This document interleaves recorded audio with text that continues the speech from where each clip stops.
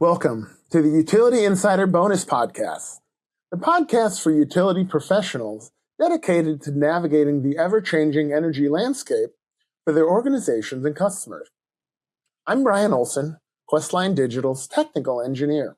Over the next few minutes, we're going to be diving into the current trends and issues in the utility space, where utility key account managers and commercial and industrial customers come together to learn about the realities of running large facilities.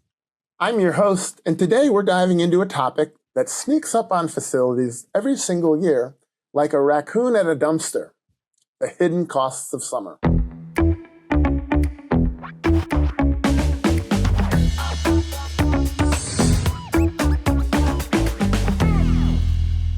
So let's talk about what's really going on behind those rising summer bills. Let's start with the obvious culprit, heat. Not just the heat outside, but the heat your building generates all by itself. Every motor, every pump, every server rack, every temporary space heater, these are all sources of heat you have to account for. And in the summer, your HVAC system has to work overtime to remove that heat. And don't forget, if you have a decent number of employees in your space, the body heat from all these people, which helped lower your winter gas and electric bills, does exactly the opposite to your cooling system in the summer, typically generating about 300 to 400 BTU per hour per person. For perspective, you need about a third of a ton of cooling just to offset every 10 people. And remember, cooling isn't just expensive because it uses energy. It's expensive because it uses more energy when the temperature difference between inside and outside grows. That means every degree you try to cool below the outdoor temperature is likely adding more stress to your HVAC's load. And your HVAC is probably already pretty taxed. Now let's talk about peak demand charges, the part of your bill that never fails to surprise your customers. During the hottest days, when everyone is cranking their AC, running production lines, and microwaving their lunches all at the same time, the grid hits its highest stress point. Utilities measure your facility's maximum demand during these periods, and that number can influence your bill for months. This is a challenging discussion for key account managers. Customers say, "Why is my bill so high?"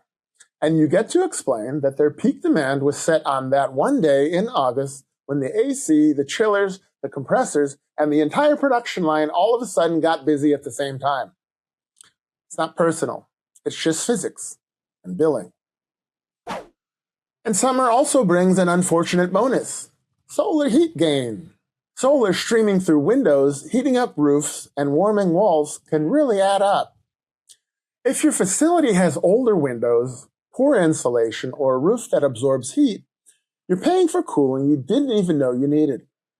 And that flat roof, let's just say it's not an advantage here either. Summer is also the season when equipment decides it's had enough. Motors overheat, transformers run hotter, refrigeration systems struggle, and your maintenance team reminds you that they said this months ago. Put simply, heat reduces equipment efficiency and shortens lifespan.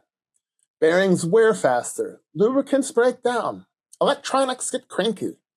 And when equipment fails in the summer, it usually fails loudly, expensively, and at the worst possible moment. If the winter is a season of planned maintenance, summer is the season of potential capital expenditures. Now remember, ventilation is essential, especially for industrial facilities. But in the summer, bringing in outside air rarely improves the temperature or the humidity. Every cubic foot of hot, humid air that enters your building has to be cooled and dehumidified. Removing moisture as well as heat from the air takes significantly more energy than just cooling it. And then let's not forget the people factor. Humans are unpredictable creatures, especially in the summer. They prop open dock doors just for a minute. They crank thermostats down to 60 because, of course, it cools faster. They plug in fans, portable AC units, and many other things they keep a secret. And then there's the dress code problem. Half the staff is freezing because the AC is blasting, and they're dressed for, well, summer. The other half complains because they're working near equipment that radiates more heat than they would need in the winter. So the thermostat becomes a battleground. And it's not a confrontation you want to have to solve on a regular basis. Next, let's move to water costs, the summer plot twist nobody's talking about. Cooling tower, irrigation, processed water. Summer drives water usage up too. Evaporation increases, cooling loads increase, and water bills quietly creep upward. If your facility uses evaporative cooling, a summer is when your water meters start spinning like a carnival ride. And if you're in an area with seasonal water rates, well, surprise, let's talk about some solutions. Because the good news is you can absolutely manage all of these hidden costs. Here's some strategies that actually work. First, stagger your equipment startups to avoid peak demand spikes. Tune your HVAC systems before the summer hits: filters, coils, refrigerant levels, and controls. Add insulation or reflective roofing to reduce heat gain. And also cool only specific smaller spaces within a larger commercial or industrial building. This strategy is known as spot cooling or zone cooling, whenever possible. Instead of overworking a massive central system, localized cooling maintains a specific area at a comfortable temperature while leaving unoccupied or less critical zones warmer. And next, this is going to be surprising, but consider dehumidification as an HVAC tool, which can then reduce the need for cooling. Install smart thermostats or building automation to prevent the thermostat wars. Sign up for demand response programs to earn incentives for reducing load during peak times. Upgrade to high-efficiency motors, drives, and chillers. Summer is when they pay for themselves.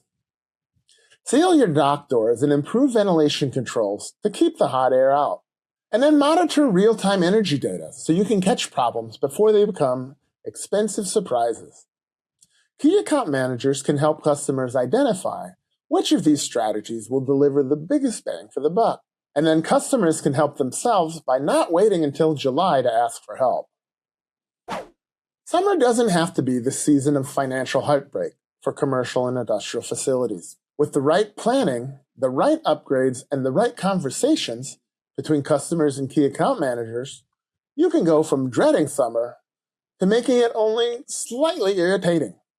We hope you found this information useful and informative.